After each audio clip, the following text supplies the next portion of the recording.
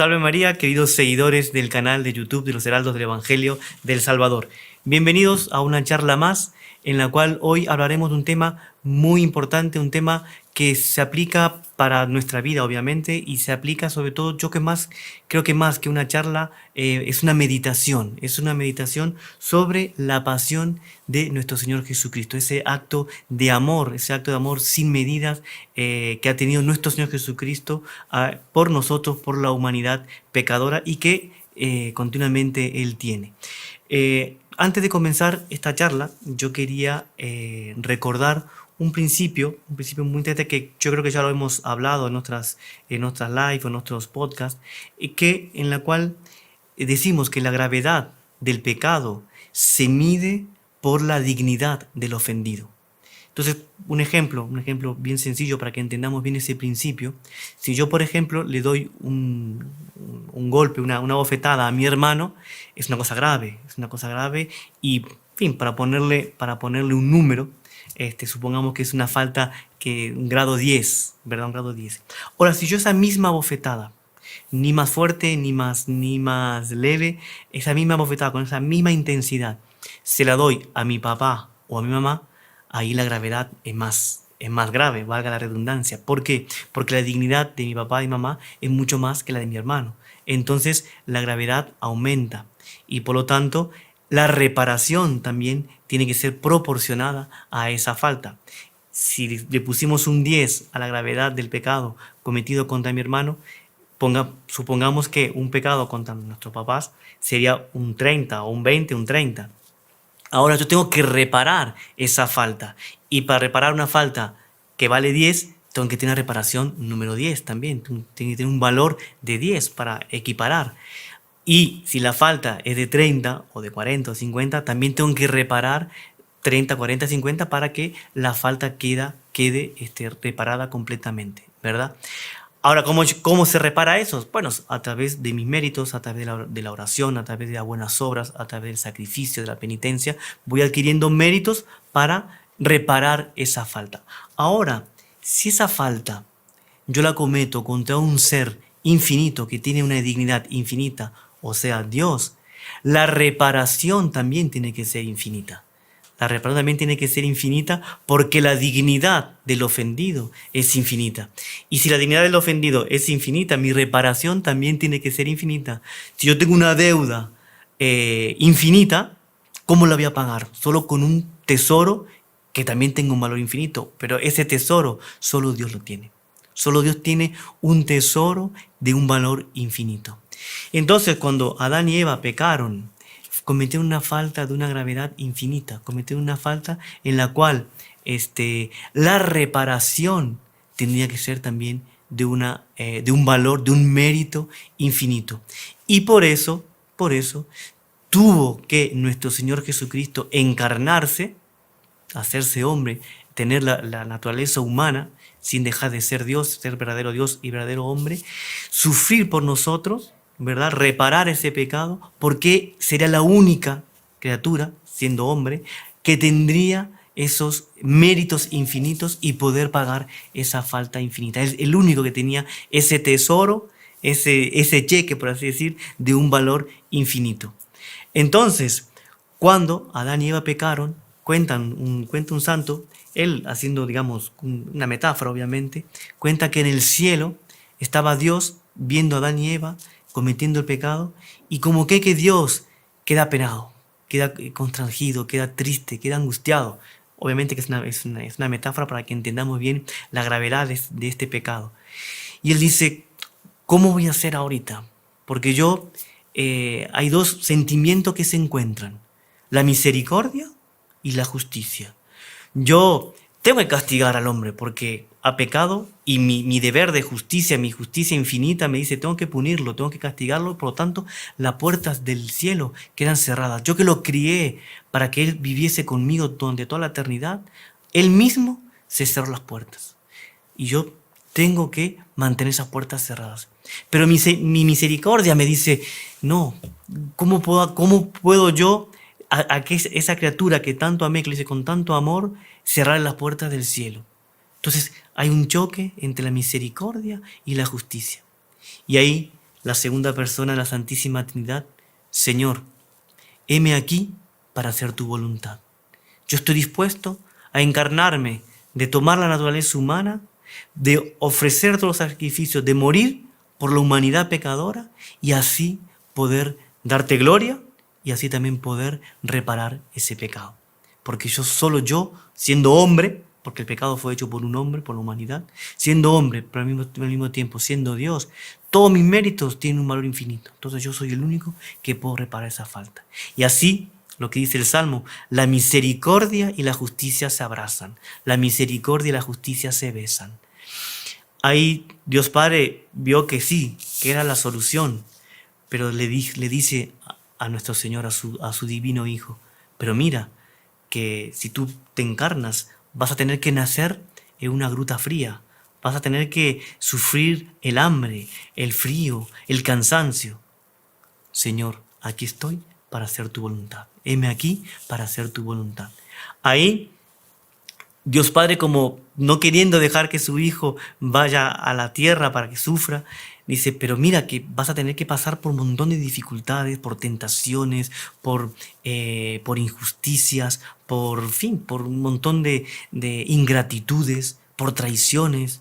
Vas a tener que morir, vas a tener que ser burlado, vas a tener que ser flagelado, vas a tener que estar coronado de espina, vas a tener que morir en una cruz, entre dos ladrones. Ahí nuestro Señor dice: Señor, heme aquí para hacer tu voluntad. Ahí como que Dios Padre no tenía más, no tenía ninguna salida más para presentar a nuestro Señor, y como que nuestro Señor ganó esa partida de ajedrez, ganó esa partida y dice: está bien, hijo mío, entonces yo quiero que tú vayas a la tierra y redimas a ese género humano, redimas a los hombres.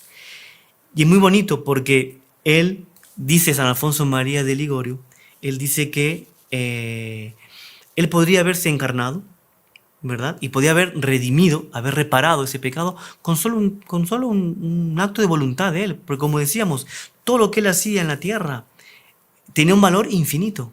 Nosotros cuando hacemos una cosa buena, una obra buena, una penitencia o rezamos, etcétera, tiene un valor, sí, tiene un valor, y que eso nos va comprando gracias para que nosotros nos santifiquemos y después demos gloria a Dios y vayamos al cielo. Pero Dios es solo abrir una puerta, solo la intención de abrir una puerta, solo un deseo de Él, es de un valor infinito. Entonces Él podría haber dicho: bueno, que quede ahora el género humano redimido, ¿verdad? Pero no, Él quiso dar hasta su última sangre. Él quiso pasar por todos los sufrimientos, quiso encarnarse, como decíamos al comienzo, nacer en una gruta fría, nacer solo teniendo como compañía, ¿qué compañía? Dios mío, Nuestra Señora, San José, pero un buey, un burro, y en un lugar pequeñito, después pasar por todo lo que pasó, por la huida a Egipto, por la dificultad, esa angustia, etcétera, etcétera. Y después morir en la cruz y querer dar hasta su última gota de sangre. Tanto es así que cuando el soldado le clava la lanza en el corazón, sale agua y sangre. O sea, se había dado hasta la última gota de sangre. Solo quedaba para dar el agua y un poquito de sangre que le quedaba. Dio todo. ¿Por qué dio todo? Porque él podía haber escogido, como decíamos, una redención sin sangre, sin sufrimiento, solo un acto de voluntad, o una redención con sangre, con sufrimiento, etc. ¿Por qué eligió eso? Por amor a Dios, por amor a nosotros, por amor a la humanidad, por el amor para demostrarnos de cómo Él nos ama y para demostrarnos cuán grave es el pecado. Cuando una persona, por ejemplo, un amigo nuestro, está dispuesto, a hacer sacrificio por nosotros, nosotros vemos, bueno, se ve que Él nos ama bastante. Ahora, si ese amigo está dispuesto inclusive a dar su vida por nosotros y pasar por un montón de calamidades y pasar por vergüenzas y por injusticias por nosotros podemos decir: wow, cómo este amigo realmente nos ama. Bueno, ese amigo, ese es nuestro Señor, que Él pasó por todo eso porque Él realmente nos ama. Entonces, el tema de esta charla, como decíamos, más que charla, es una meditación, es sobre la pasión de nuestro Señor Jesucristo. Cómo Él sufrió por nosotros, cómo Él nos dio en cada paso de su vida muestra de ese amor, de esa locura de amor. Él nos ama con locura. Y nosotros a veces no somos merecedores de ese amor, sino que todo lo contrario. Por eso decía Santa Teresa, la grande Santa Teresa de Jesús, decía que amor con amor se paga. Si Él demostró ese amor, nosotros también tenemos que demostrar que lo amamos. ¿Y cómo? La mejor forma de demostrar ese amor es cumplir con su voluntad. La mejor forma de demostrar ese amor es no ofenderlo, ¿verdad? De demostrar que nosotros realmente lo amamos y estamos agradecidos por todo lo que Él hizo por nosotros. Ahí San Alfonso Meligoro también comenta, y aquí vamos a ir leyendo y comentando un poquito con ustedes, de que por qué es importante meditar sobre la pasión de nuestro Señor. Y él dice que hubo un ermitaño muy devoto a nuestro Señor, ¿no? Que rogó a Dios que le enseñase lo que él podía hacer para amarlo perfectamente. Le pidió a Dios: Señor, ¿qué es lo que puedo hacer para yo amarte cada vez más? Y nuestro Señor le reveló que no había ninguna manera más eficiente de llegar al perfecto amor hacia Él que meditar constantemente en su pasión. Entonces nosotros, como decíamos ahorita, al comienzo, si queremos demostrar ese amor a Dios, la mejor forma que tenemos, cumplir con la voluntad de Él, cumplir los mandamientos, rezar, etcétera, no pecar, amarlo, pero meditar en la pasión de Él. Y decía San Buenaventura: el que desea avanzar, mira qué importante esto, el que desea avanzar de virtud en virtud, de gracia en gracia, debe meditar continuamente sobre la pasión de Jesús. Y añade que no hay práctica más rentable para toda la santificación del alma que la frecuente meditación de los sufrimientos de Jesucristo. Y aquí una cosa de San Agustín que me pareció impresionante y es lindísima. Dice: San Agustín también dijo que una sola lágrima derramada en el recuerdo de la pasión de Jesucristo vale más que una peregrinación a Jerusalén o un año de ayuno a pan y agua. O sea, meditar en la pasión de nuestro Señor Jesucristo, y si derramamos lágrimas, cuán mejor sería también, vale mucho más que una peregrinación a Tierra Santa. Vale mucho más que un año entero de ayuno a pan y agua. Santo Tomás de Aquino estaba un día haciendo una visita a San Buenaventura. Ellos eran dos santos, uno franciscano, San Buenaventura franciscano, y Santo Tomás de Aquino era dominico, pero eran contemporáneos, grandes luminarias de la teología y de la filosofía católica de la Edad Media. Él una vez, y San Buenaventura era un escritor, era un poeta, un escritor místico, impresionante. Él tiene unos escritos lindísimos. Y entonces Santo Tomás, una vez lo fue a visitar y le dijo: mira, ¿de dónde tú sacas tantas enseñanzas para escribir tus libros, tus escritos que son tan bonitos, tan llenos de unción y tan magníficos?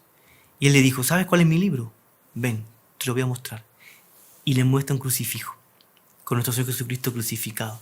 Y él le dice: mi mejor libro para aprender todas las cosas sobre la religión es Jesús crucificado. Entonces, si nosotros queremos también saber más de Dios, más de nuestro Señor Jesucristo, más y de amarlo más, meditemos sobre la pasión de nuestro Señor. Y la pasión de nuestro Señor, Él comienza por así decir, la Semana Santa, ¿no?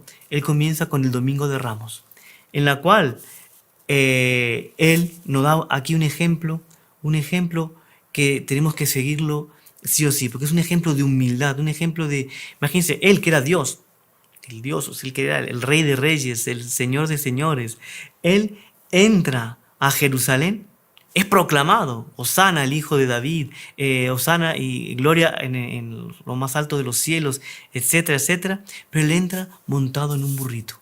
¿Montado en un burrito para qué? Para demostrarnos la humildad. Que Él, a pesar de ser Dios, a pesar de que ser Rey, Él quiere demostrar también su humildad, de cómo es importante la humildad.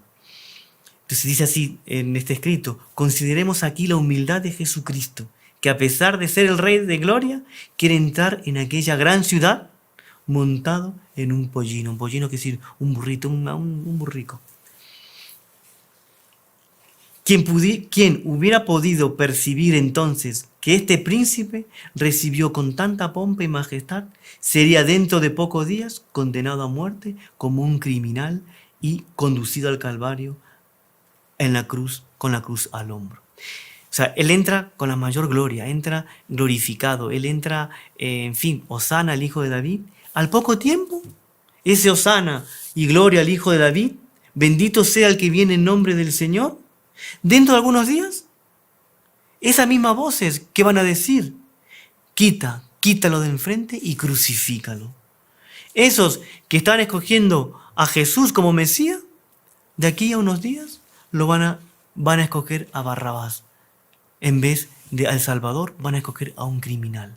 Entonces imaginemos qué sufrimiento, porque Dios, o sea, nuestro Señor Jesucristo, sabiendo, era verdadero Dios y el verdadero hombre, pero siendo Dios, Él sabía lo que le iba a pasar en breve. Él sabía que esos corazones que lo estaban aclamando como rey de los judíos, etcétera, Hosana, el hijo de David, de aquí a poco le iban a pedir crucifícalo. Él sabía la superficialidad de esa gente, cómo esa gente no lo amaba, no lo amaba. Y tapizan la entrada de Jerusalén con ramos, con tapetes, con alfombras, tal, y en ese mismo que están tapizando, en esas mismas calles, después lo van a insultar. En esa misma calle después lo van a vituperar, lo van a llenar de afrentas. Y ahí nuestro Señor, cuando entra a Jerusalén, Él llora. Él llora porque Él sabe que en esos corazones había mucha superficialidad y había mucha ingratitud. Ahora yo me pongo a pensar, si nuestro Señor estuviese ahorita entrando en mi ciudad, en mi corazón, ¿cómo lo estoy aclamando yo?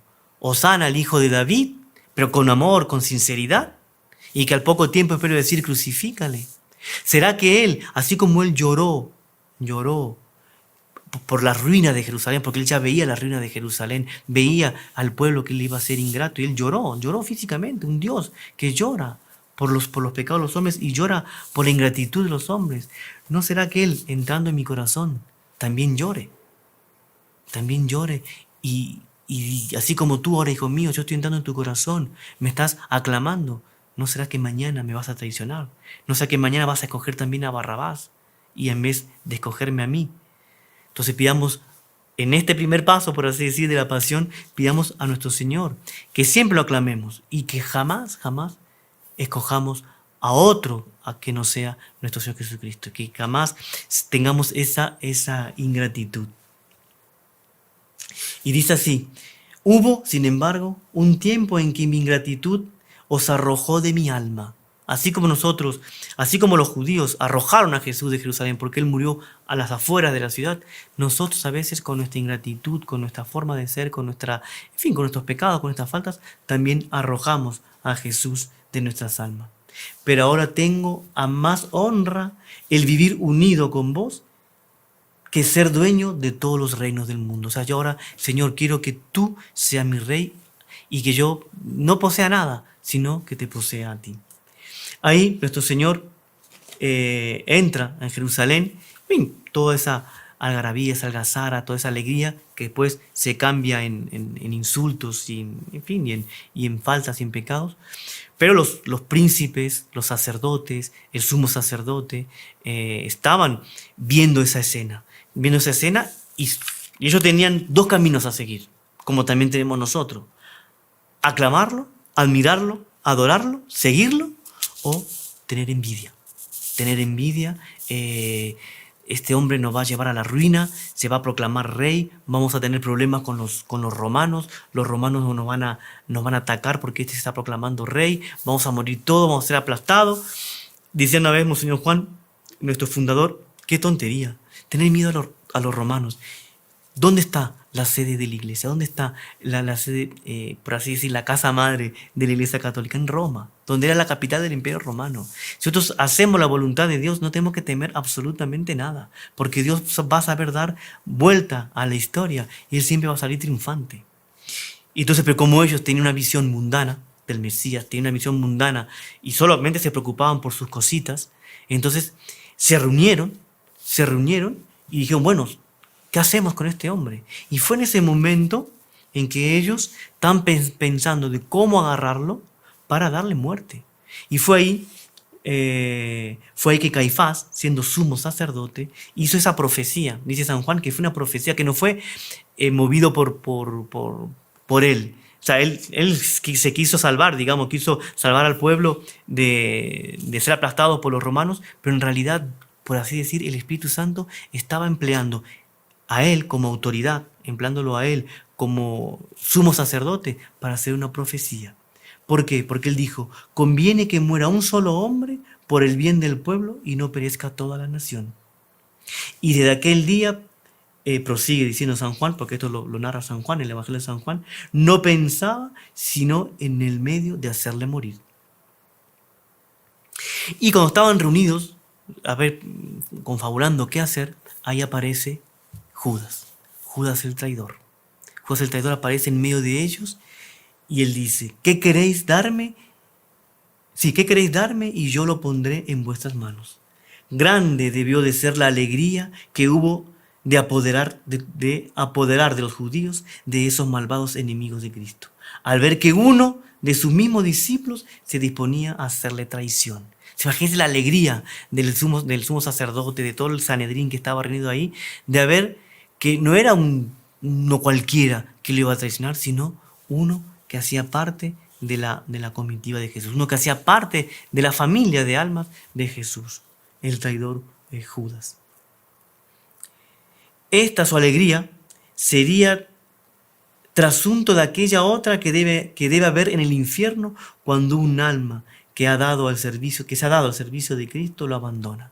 Entonces, esa misma alegría que sintieron los del sumo sacerdote, el Sanedrín, los príncipes y los sacerdotes del templo, esa misma alegría tiene todo el infierno cuando uno de nosotros imitamos a Judas traicionando a nuestro Señor Jesucristo. Porque el momento en que nosotros nos decidimos a seguir a Jesús, nos decidimos a cumplir con las promesas en el bautismo, que es seguir a Jesús y rechazar a Satanás, a sus pompas y a sus obras, y abandonar todo lo que nos conduce al pecado, rechazar todo lo que nos conduce al pecado, y queremos seguir a Jesús. Cuando nos decidimos a eso, pero lo traicionamos con nuestros caprichos, lo traicionamos con nuestras faltas, lo traicionamos con nuestros pecados, estamos imitando a Judas. Y esa alegría que hubo en el infierno se vuelve a producir cuando nosotros traicionamos a nuestro Señor.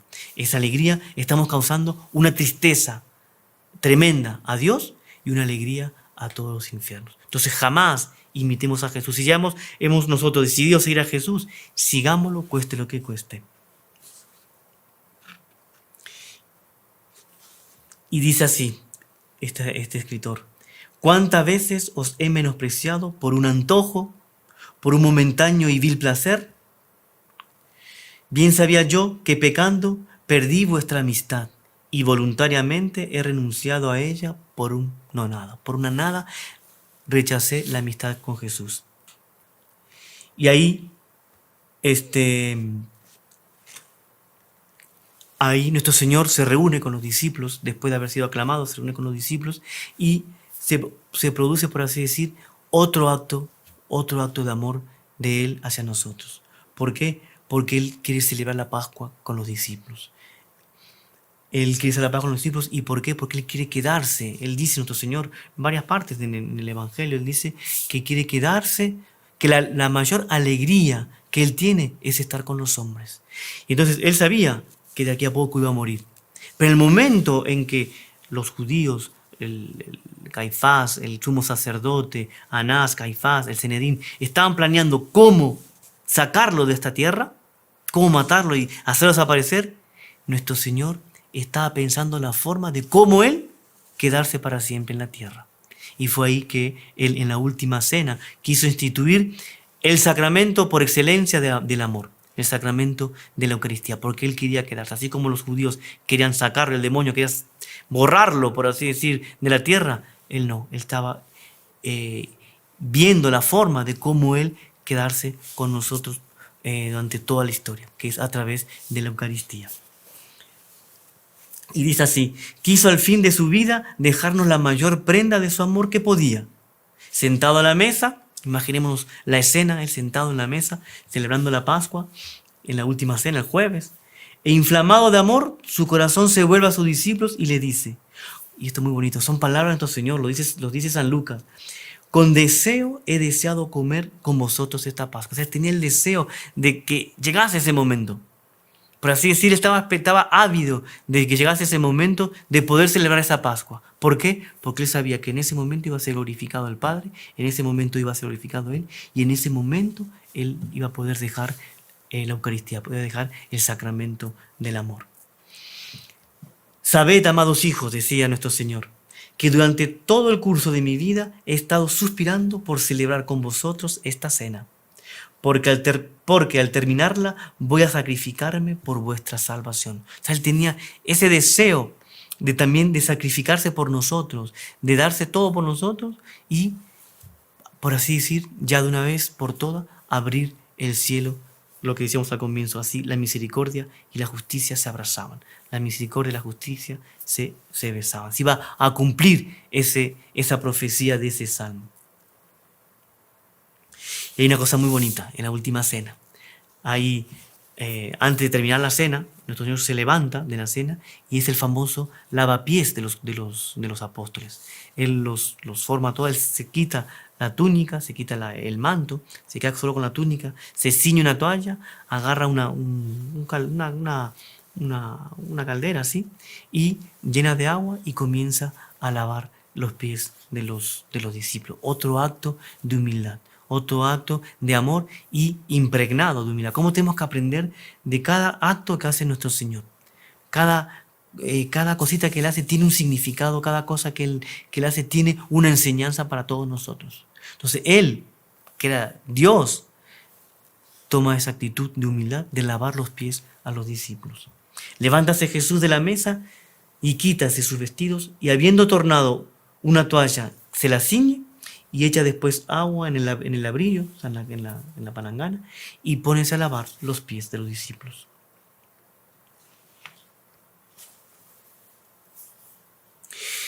Como decíamos, es un acto de humildad de nuestro Señor.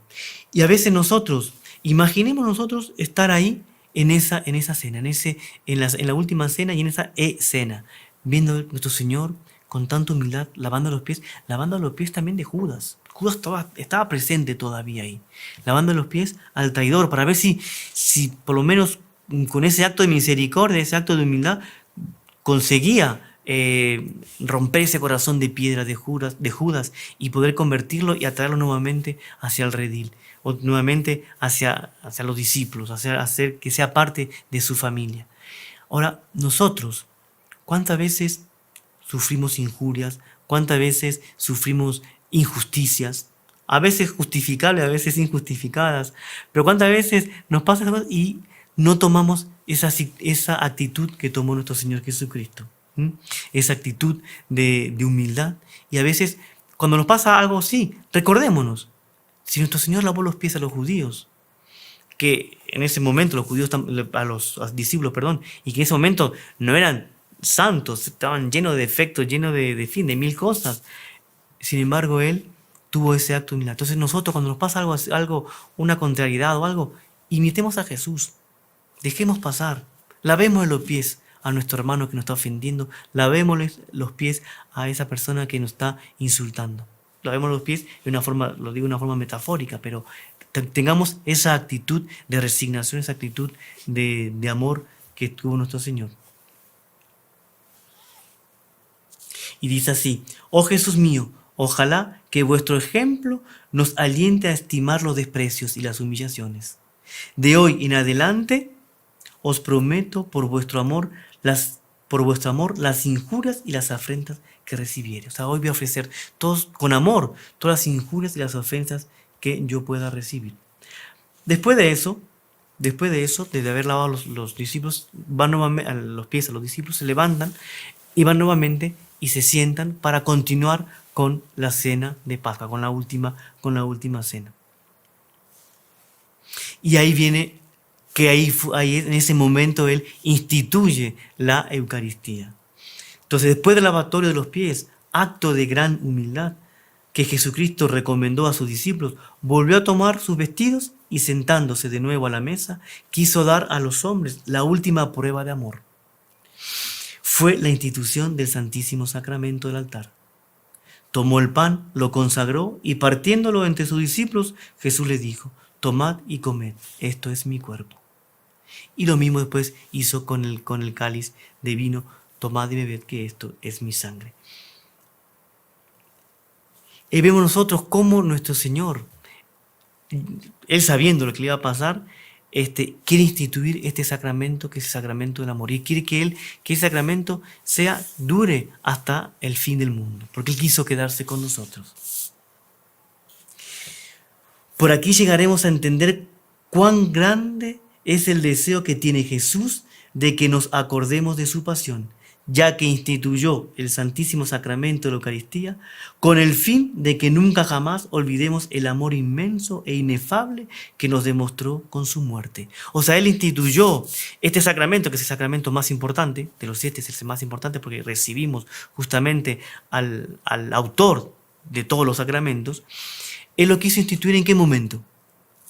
En el Sermón de la Montaña, en la Transfiguración, en la boda de Caná. No, Él quiso instituirlo en la Pasión, en la Semana Santa. ¿Por qué? Para que nos recordemos lo importante que es meditar de su pasión y nos recordemos cuánto nos amó a Él, que dio su sangre y pero sobre todo también quiso quedarse con nosotros con el Santísimo Sacramento del altar.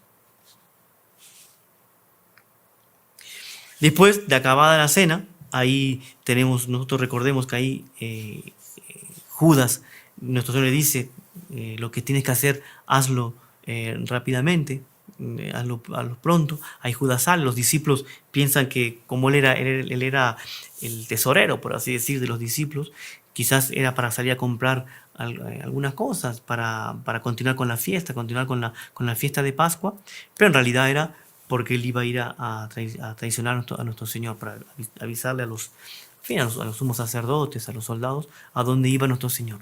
Porque nuestro Señor, acabada la cena, él canta un himno de gloria a Dios, que hacía parte del rito de la Pascua, y ahí él se va con su discípulo al Getsemaní, va con sus discípulos al huerto de los olivos, que es un lugar donde él acostumbraba a ir con sus discípulos. Él entra al huerto de los olivos y una cosa que es impresionante, porque eso lo dice el Evangelio, lo dice el Evangelio. Dice, comenzó a atemorizarse, a angustiarse y a entristecerse y a contristarse.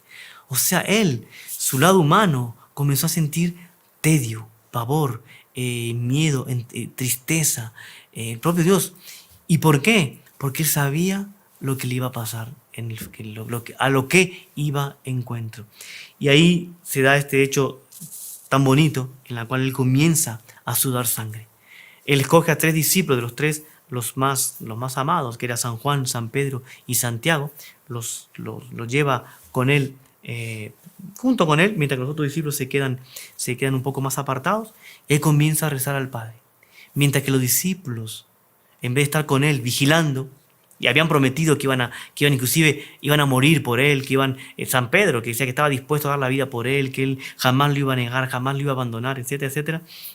San Pedro, San Juan y Santiago, que son los más cercanos a él, se quedan dormidos. Se quedan dormidos, ¿por qué? Porque no son capaces de vigilar una hora con nuestro Señor. ¿Por qué no son capaces? Porque estaban tibios. ¿Por qué no son capaces? Porque no amaban. ¿Por qué no son capaces? Porque no había una consonancia con nuestro Señor. Claro, cuando el Señor hacía milagros, ahí fenomenal, cuando se transfiguraba: Señor, qué bien se está aquí, hagamos 3 tiendas, quedémonos aquí, está fabuloso, ahí sí lo seguían. Cuando multiplicaba los panes, fantástico. Pero en el momento del sufrimiento no fueron capaces de seguirle. No fueron capaces de seguirle, ¿por qué? Porque no tenían ese amor, no tenían esa consonancia. No sentían no se sentían capaces de estar a la altura de lo que nuestro Señor estaba pidiendo en el momento. Y él comienza a sudar sangre. Y él dice una cosa impresionante, esto lo encontramos en Mateo, en el Evangelio de San Mateo, en el capítulo 26, y en San Marcos, en el capítulo 14. Él dice: mi alma está triste hasta la muerte.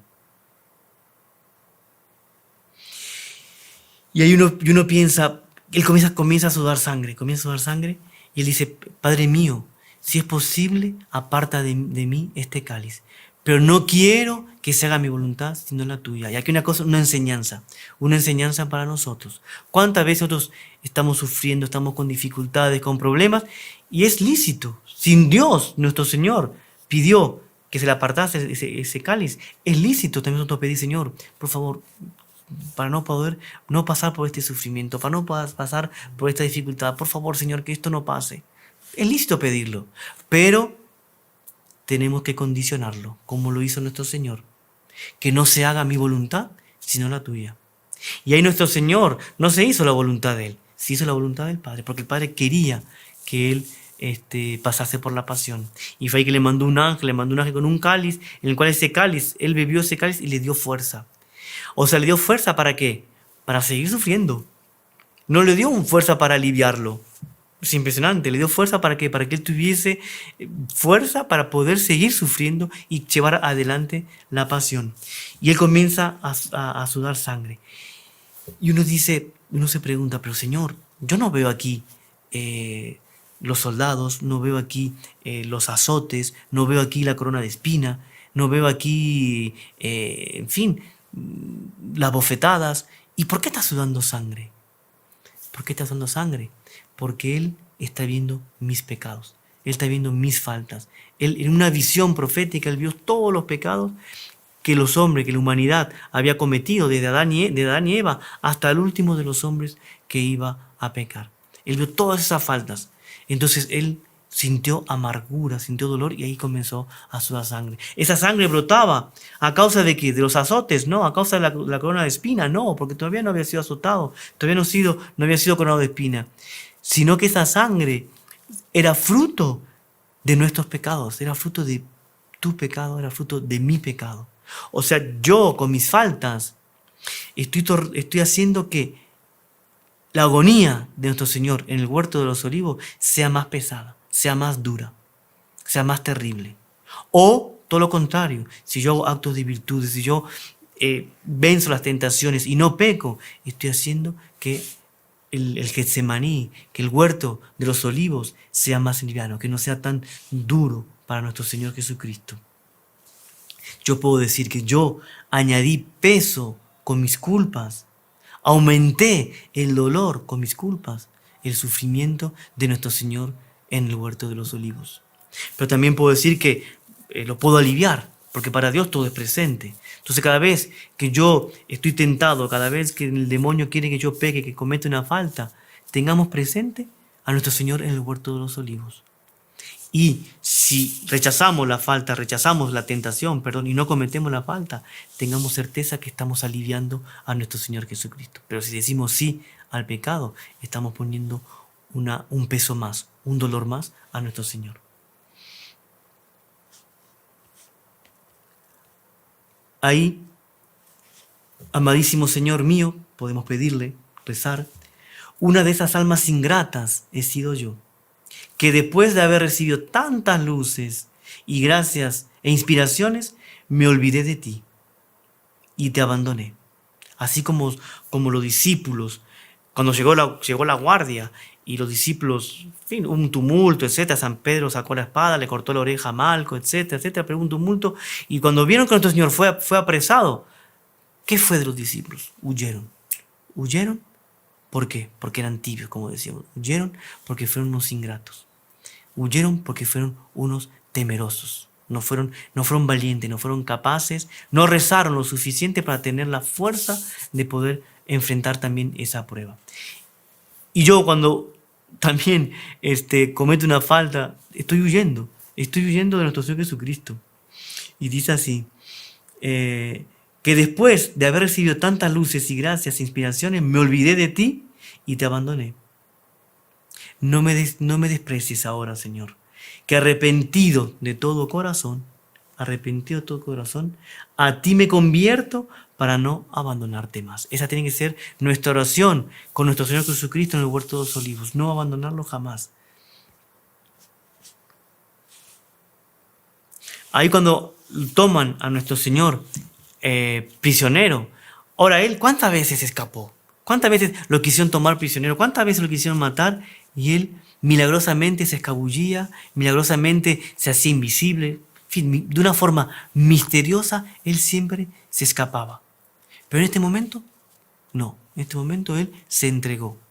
Se entregó, él pregunta, ¿a quién buscáis? A Jesús Nazareno. Yo soy.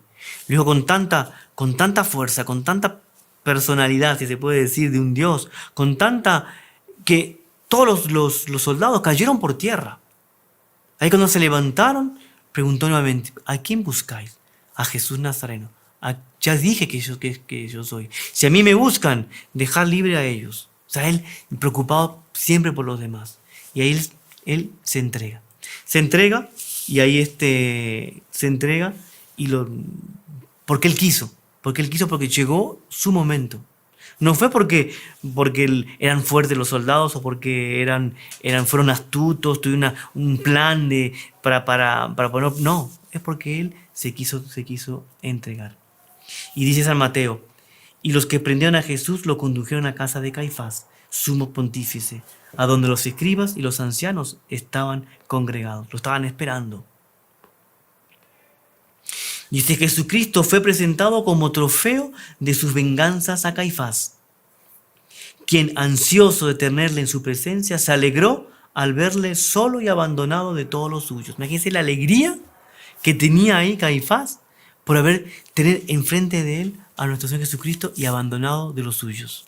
Por así decir, para nuestro Señor era una humillación, que Él quiso pasar por esa humillación. Y dice este autor, mira, alma mía, a tu amantísimo Salvador cargado de cadenas, como un criminal, y que, inclinado la cabeza delante de aquel orgulloso pontífice, permanece en silencio. Y humilde, mira su hermoso rostro, que no ha perdido en medio de tanto desprecio e injurias su natural dulzura y serenidad. Y ahí nosotros tenemos que imaginarnos que estamos presentes también delante, estamos con Caifás, nuestro Señor, todos los soldados, el Sinedrio, el Sanedrín. Yo, ¿qué haré? ¿Qué haré, Señor? Unirme a vuestros enemigos, como lo hice hasta aquí. Entonces, ¿yo qué voy a hacer ahí? Me uno a Caifás, que por ese momento él, por así decir, tiene las riendas de la situación. Nuestro Señor siempre ha tenido las riendas de la situación. Y ahora, hoy, delante de Caifás, aparentemente no tiene las riendas de la situación, como que se le escapa de sus manos, sino que esas riendas, por así decir, están en las manos de Caifás, de una forma aparente, porque sabemos que Dios es el dueño de la historia y que Él está permitiendo todo esto para mayor gloria de Él, para mayor gloria de nuestro Señor Jesucristo, mayor gloria de Dios y a la Santísima Trinidad. Entonces, ¿yo qué haré? Yo estoy ahí, ¿qué hago? ¿Me uno a Caifás para no quedar mal delante de mis amigos? ¿O me uno a Jesucristo? Unirme, como hice hasta aquí, a tus enemigos. No, dice este autor, no. Lo que me resta de vida, y esto es para nosotros, señores, es para todos nosotros, lo que me resta de vida, quiero emplearlo en amaros y honraros como vos lo merecéis. Y os prometo consagraros a vos todo mi corazón. Y ahí es cuando le pregunta, Caifás, le pregunta sobre la doctrina, de qué es lo que ha enseñado. Y él dice, ¿por qué me preguntáis a mí? Yo siempre he enseñado en público, en el templo. Preguntadles a ellos. Yo nunca he enseñado una cosa a las ocultas. Y ahí uno de los soldados, de los guardias que estaban ahí, con Jesús, le da una bofetada. Le da una bofetada y ahí Jesús le da una respuesta que es una respuesta que también nos deja con la piel erizada. Le dice, si hice mal, decidme en qué. Y si no, ¿por qué me golpeas? Lo deja sin palabras. Lo deja sin palabras y Caifás, que no hace nada ante esa bofetada, Caifás tenía que haber intervenido porque era una injusticia dar una bofetada en esos momentos, sin antes él responder, o por lo menos decirle por qué le has golpeado. Él también, como no hizo nada, también era cómplice, él también quedó humillado con esa respuesta. Y ahí viene una parte muy importante, muy interesante, porque él le hacen varias preguntas y él queda en silencio. Y queda en silencio.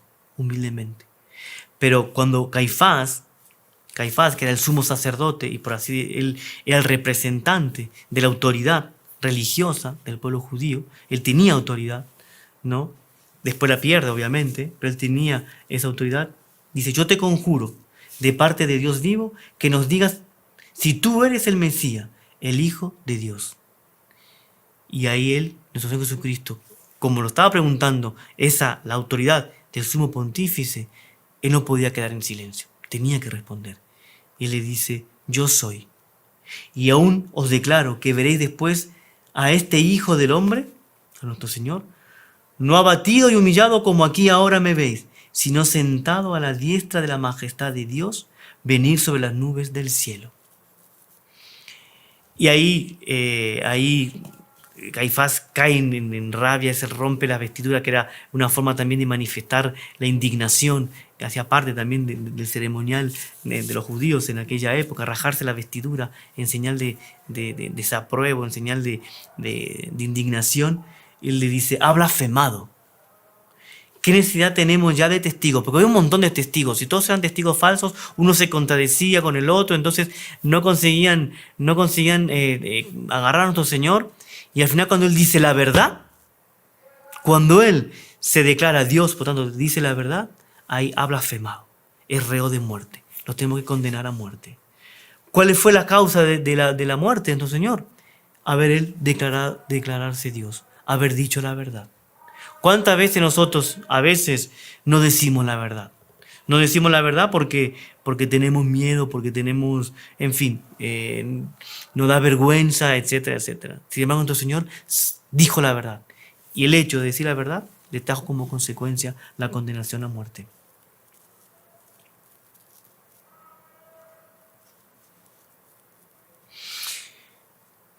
Ahí tenemos también en ese momento las negaciones de San Pedro, ¿no? Y dice que uno de los mayores sufrimientos, dicen los teólogos, tal, pero muchos místicos, que uno de los mayores sufrimientos que tuvo nuestro Señor Jesucristo fue justamente la negación de San Pedro.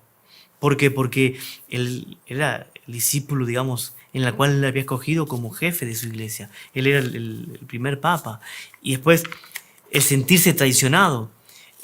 Cuando uno lo traiciona a una persona, cuando te traiciona una persona que no te quiere, bueno, pero cuando te traiciona una persona que tú amas y que él dijo que te quería, que nunca te iba a traicionar y te traiciona, eso significa un dolor muy grande para nuestro Señor.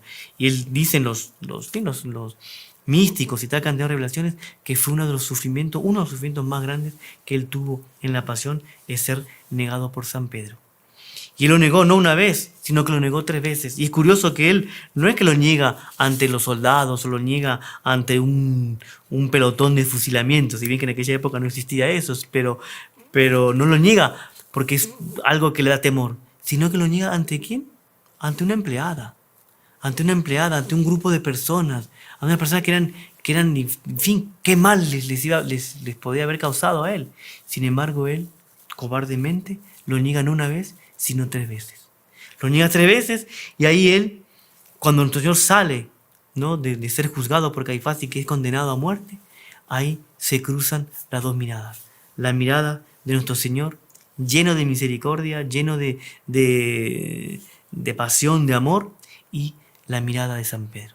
La mirada de San Pedro llena de arrepentimiento, llena de dolor, y él dice, sin decirle nada, se miran y él siente que nuestro Señor lo perdona. Lo perdona y dice en la tradición, dice que él lloró amargamente. Bueno, no, está en las escrituras que lloró amargamente, pero dice la tradición que lloró durante toda su vida. Y lloró tanto que se le formaron 2 surcos aquí en la mejilla de tantas lágrimas, que le consumieron las carnes de tantas lágrimas. ¿Cuántas veces nosotros imitamos a San Pedro y hemos negado a nuestro Señor? Cada vez que cometemos una falta, cada vez que pecamos, le estamos negando a nuestro Señor. ¿Cómo sería bonito también nosotros llorar nuestro pecado como lo lloró San Pedro, ¿verdad? Y tener al fin de nuestras vidas unos surcos, ¿verdad? Unos surcos que es el símbolo del arrepentimiento, el símbolo de nuestro perdón, de nuestro pedido de perdón, de nuestro arrepentimiento, el surco de toda una vida de penitencia por las faltas que hemos cometido. Ahí llevan a Jesús a Pilato, porque ellos no podían, no tenían la autoridad de matar a nadie, de ajusticiar a nadie. Entonces lo llevan a Pilato para que sí, Pilato lo condenase a muerte y lo crucificase. Ahora, Pilato, no, cuando le hace el interrogatorio, etcétera, él ve que no, que es inocente y que había sido, lo dice las escrituras, que era inocente y que él se da cuenta que lo entregaron por envidia. Entonces él hace un montón de cosas para poder salvarlo. Pero como Pilato no es una persona íntegra, como Pilato no es una persona radical, como Pilato es un tibio, él no toma partido por la justicia, él que es el juez, porque él tenía ahí también la función de juez. Él tenía la capacidad y el poder de decir, no, este hombre es inocente y por lo tanto no lo voy a condenar a nada. Y él se constata de que él es inocente y sin embargo dice, mira, aquí está, es inocente, así que no vamos a hacer nada. Y sin embargo, los judíos, los Caifás, etcétera, dicen, si tú no lo condenas, no eres amigo del César. Entonces él se asusta, voy a perder mi puesto. Porque él se quiere proclamar rey, por tanto, si tú lo perdonas, no lo condenas, tú lo estás reconociendo como rey y no eres amigo del César. Ahí él siente miedo. Ahí tiene miedo de perder su puestito. Él que era el juez y que ve que es inocente, dice, no, ya sé lo que voy a hacer. Lo voy a mandar a azotar.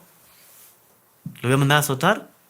¿Para qué? Para que azotándolo, después lo voy a presentar, que es el famoso ecce homo, he aquí el hombre, lo voy a presentar coronado de espinas ya y flagelado, voy a causar pena y los judíos se van a sentir satisfechos. Ah, no, está bien, ya después de este castigo, no, dejémoslo en paz. Es lo que pensaba Pilato, porque es lo que piensa todo mediocre, es lo que piensa todo persona que no es radical, que quiere llevar una componenda entre el bien y el mal. Él que es juez, que tiene que impartir justicia, dice, bueno, yo sé que es justo, pero lo voy a castigar. ¿Pero qué clase de justicia es esa? Si tú dices que es justo, tienes que dejarlo libre. ¿Cómo vas a castigar a un justo? Si vas a castigar a un justo, quiere decir que tú no eres justo, tú eres un injusto, tú quieres hacer una componenda entre el bien y el mal, y eso no existe. O te declaras del partido de Jesucristo, o te declaras del partido de los judíos, de Caifás, Anás y de todo el Sinedrio. Pero Pilato, por miedo a perder su puesto, por miedo a quedar mal ante el populacho, lo manda a azotar. Ahí lo presenta, he aquí el hombre, que gritan, crucifícalo, crucifícalo. Y él dice, pero voy a crucificar al rey de los judíos. No tenemos otro rey sino el César. Los propios judíos reniegan inclusive de tener al Mesías como rey y quieren tener como rey a un pagano que es el César. Ahí está la costumbre de Pascua de liberar a un prisionero. Entonces tenemos a Barrabás, no quieren que libere a Barrabás o al rey de los judíos, quieren escoger a Barrabás. Y una cosa impresionante, porque Barrabás etimológicamente quiere decir, en hebreo, quiere decir hijo de Dios. Bar quiere decir hijo.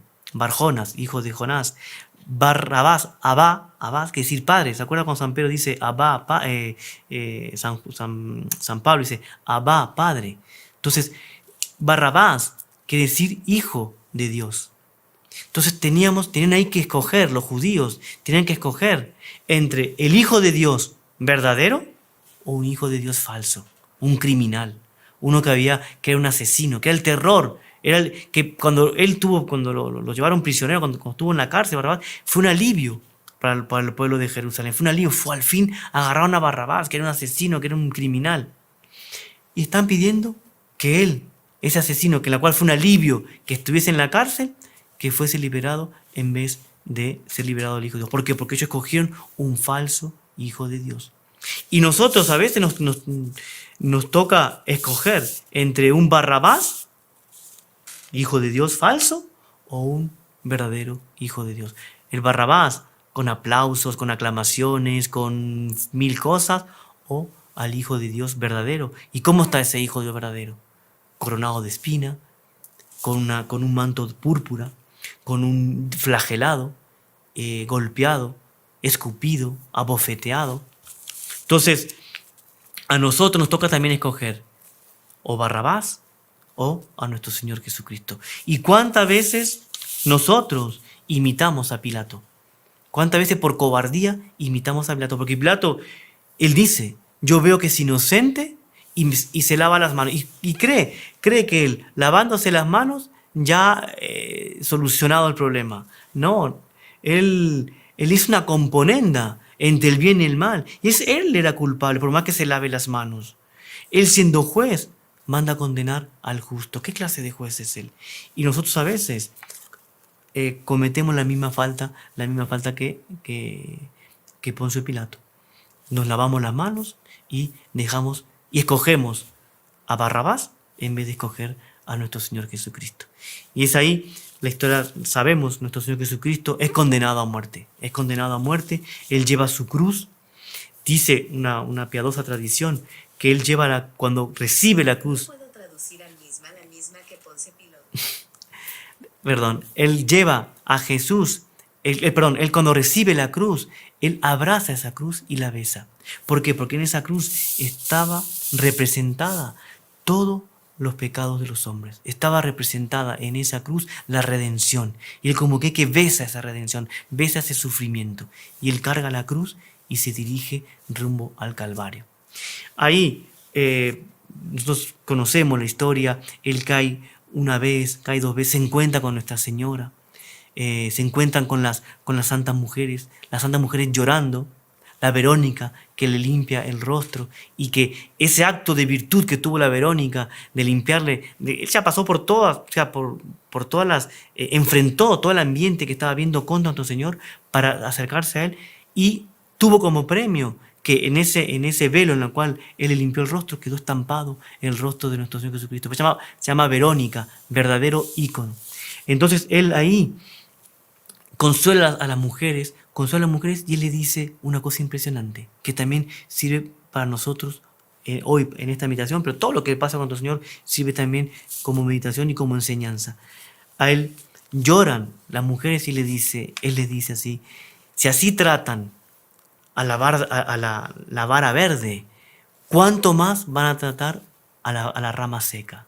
Si así tratan a un justo, ¿cuánto más cuánto peor van a tratar a aquellos que no son justos, aquellos que son pecadores, que somos nosotros? Entonces, Él, ¿qué nos está diciendo ahí? Nos está diciendo que si yo sufrí todo esto, ustedes, por ser mis discípulos y por no ser santos como deberían ser, también van a sufrir muchísimo. Van a sufrir persecuciones, van a sufrir, rechazo de la sociedad.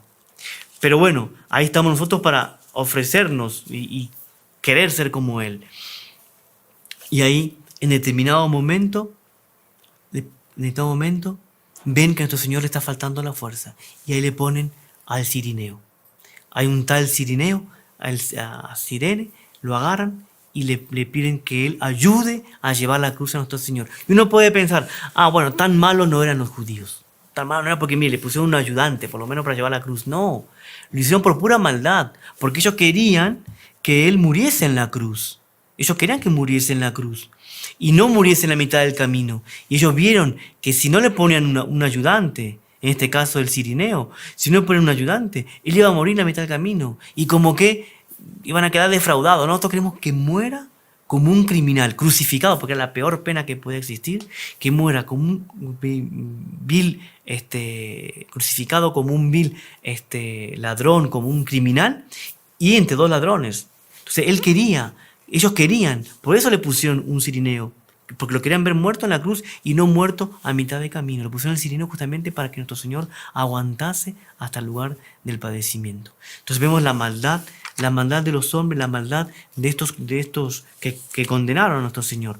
Pero nosotros, también en este paso de la pasión, ¿somos cirineos o somos aquellos que se burlaban durante el camino de nuestro Señor Jesucristo? Una vez más nos toca escoger entre ser cirineos o ser aquellos que rechazan a nuestro Señor. Si somos cirineos, tengamos certeza de que nosotros también en nuestras dificultades, en nuestras cruces, en nuestros problemas, vamos a tener un cirineo que nos va a ayudar a llevar nuestra cruz. Y que ese cirineo va a ser nuestro Señor Jesucristo. Si nosotros ayudamos a nuestro Señor, tengan certeza que Él también nos va a ayudar. Y qué gloria, qué gracia poder tener ese cirineo divino. Ahí nuestro Señor lleva a la cruz, muere entre dos vulgares ladrones. Un ladrón se arrepiente, el otro blasfema contra Él. Y uno de ellos, el Evangelio dice que los dos insultan a nuestro Señor, pero después uno se arrepiente. ¿Y por qué? Porque Nuestra Señora rezó por los dos ladrones. Rezó porque quería la salvación también de ellos. Y solo uno estuvo abierto a la gracia de la conversión, que fue San Dimas, y que él se le llama el buen ladrón porque se arrepintió, no porque sea ladrón. Pero nuestro Señor hasta en la cruz hacía el bien. Hasta en la cruz, cuando Él, dicen los místicos, que Él cuando escuchó que nuestro Señor dijo, Señor, perdónales, porque no saben lo que hacen. Ahí Él abrió su corazón, abrió la gracia que Nuestra Señora había comprado con sus oraciones. Él dijo, no, si Él está pidiendo perdón por esta gente mala, ¿cómo no yo no voy a pedir perdón también a Él? Señor, acuérdate de mí cuando estés en tu paraíso. Y ahí nuestro Señor le dice, en verdad te digo que hoy estarás conmigo en el paraíso. Fue la primera canonización de la historia, y hecha por el propio Dios nuestro Señor. Y Él dicen que Él murió mártir, el buen ladrón. Murió mártir ¿por qué? Porque en el momento en que le rompieron las piernas a los ladrones, porque la muerte de cruz era una muerte de asfixia, porque la persona iba turnándose para poder respirar con los brazos, separaban los pies. Pero cuando le rompían las rodillas, ahí no podían cómo poder respirar y se morían de asfixia. Entonces cuando le rompieron las piernas, las rodillas a San Dimas, al buen ladrón, lo hicieron con más saña, con más odio, con más rabia. ¿Por qué? Porque sabían que se había convertido, porque sabían que habían pedido perdón a nuestro Señor Jesucristo. Y ahí le rompieron las piernas con más saña. Por lo tanto, Él murió por odio a la fe, murió mártir. Entonces fue, por así decir, el primer mártir también de la historia que murió junto con nuestro Señor Jesucristo. Y ahí, bueno, nuestro Señor llega un momento en que Él nos entrega a su madre como madre, que se lo entrega al discípulo, en el nombre del discípulo, ahí estamos todos, cuando dice, mujer, he ahí a tu hijo, hijo, he ahí a tu madre. Están ahí todas las 7 palabras de nuestro Señor, y una de esas palabras es cuando Él nos entrega a su madre. Nos entrega a su madre para que ella cuide constantemente de nosotros, porque ella fue la única que nunca lo abandonó. Estaba Mater Dolorosa, estaba ahí la Madre Dolorosa llorando, ¿verdad? Pero estaba ahí, de pie. Nunca desfalleció, nunca lo abandonó. Y Él, cuando Él dice, Señor, Señor, ¿por qué me has abandonado? Y Él mira a Nuestra Señora y Él siente un abandono que hasta el propio Dios lo abandona. Y Él busca consuelo a Nuestra Señora, pero ve a Nuestra Señora ese corazón también dilacerado, ese corazón lleno de sufrimiento. Y Él, por así decir, no siente tampoco consuelo en Nuestra Señora. ¿Por qué no siente consuelo? Porque la ve tan sufrida, y siente totalmente abandonado. Ejemplo también para nosotros. ¿Cuántas veces nosotros también nos sentimos abandonados? Pero si Él se sintió abandonado, entonces pidamos a ese divino abandonado que nos dé fuerza, que nos dé ánimo. Y llega un momento en el cual Él dice, mira para alrededor, que ya todo está consumado, todo está cumplido. Y en ese momento expira y entrega su alma a Dios. Y ahí, bueno, la historia sabemos, lo bajan de la cruz y lo entierran, etc. Al tercer día resucita y ahí la gloria, fenomenal, fantástico. Pero nosotros estamos en esta charla justamente para meditar sobre esa pasión. Ahí como Él murió de una forma abandonada, Él decía que tenía sed, también una de las palabras que es muy bonita, tengo sed. Y uno se puede decir, bueno, pero quejarse solo que tiene sed, cuando tiene las manos atravesadas por unos clavos, tiene los pies atravesados por unos clavos, la corona de espina, toda la flagelación, todo lo que significaba poder respirar, poder tener que pararse en los clavos, el sufrimiento que significa eso, y después dejarse todo el peso de su cuerpo en las manos, lo que significa eso en dolor, y solo se queja de tener sed, solo sed. Sí, Porque él tenía no una sed física, sino tenía una sed de almas. ¿Tiene una sed de qué? De nuestras oraciones. ¿Tiene una sed de qué? De nuestra penitencia. Tiene una sed de nuestros actos y virtudes. Entonces con esto yo creo que podemos terminar esta meditación, quizás un poco larga, pero de cómo nuestro Señor tiene sed de nosotros, tiene sed de nuestras almas, tiene sed de nuestros actos de virtud. Entonces pidamos a Nuestra Señora, así como Él nos la dejó como madre, pidamos que ella nos ayude a calmar esa sed de nuestro Señor Jesucristo, esa sed que Él tiene de nuestra propia alma. Entonces, con esas consideraciones, con estas últimas palabras, pidamos a nuestro Señor que nos dé esa fuerza, ese amor a Él, como decíamos al comienzo de la meditación, que amor con amor se paga. Que pidamos que comprendamos que toda la pasión fue un acto de amor, toda la vida de nuestro Señor, desde que nació hasta que murió, y todavía sigue siendo un acto de amor porque Él nos sigue amando, pero sobre todo en la pasión, ese acto de amor, nosotros también retribuyamos, ¿verdad?, con otro acto de amor que es sufrir por Él, querer cargar la cruz, y cumplir así con nuestra misión, con nuestra vocación, y cargando la cruz y siguiéndolo a Él en todo, cueste lo que cueste.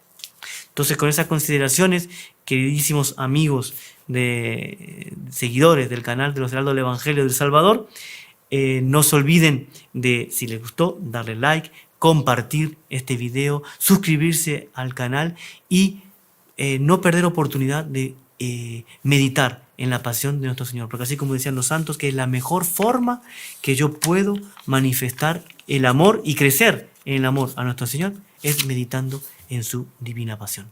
Entonces, con esas meditaciones, yo creo que solo nos resta rezar, ¿verdad? Rezar para agradecer y pidiendo justamente a Nuestra Señora que nos dé fuerza para cumplir con la divina voluntad de Dios. En el nombre del Padre, del Hijo y del Espíritu Santo. Amén. Dios te salve María, llena eres de gracia, el Señor es contigo. Bendita tú eres entre todas las mujeres y bendito es el fruto de tu vientre Jesús. Santa María, Madre de Dios, ruega por nosotros pecadores, ahora y en la hora de nuestra muerte. Amén. Salve María. Y si le gustó el video, no se olvide de inscribirse en el canal, dejar su like y activar las notificaciones en la campanita para no perderse ningún video del canal. Comente y comparta con sus amigos y familiares.